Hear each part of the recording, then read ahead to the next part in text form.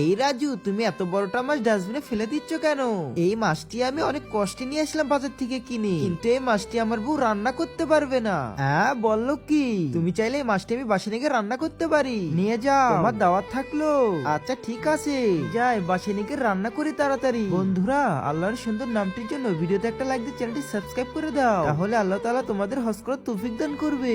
প্রথমে ভালোভাবে মাছটি আজ ছাড়িয়ে নিতে হবে।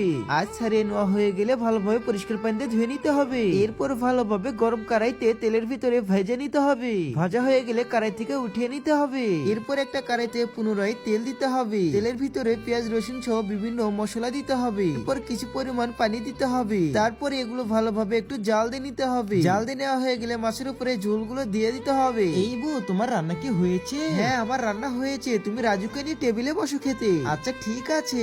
এই দেখো রাজু, তোমার মাছটি রান্না করেছি। ও, ভালোই তো হয়েছে। এই নাও, তুমি আগে খাও।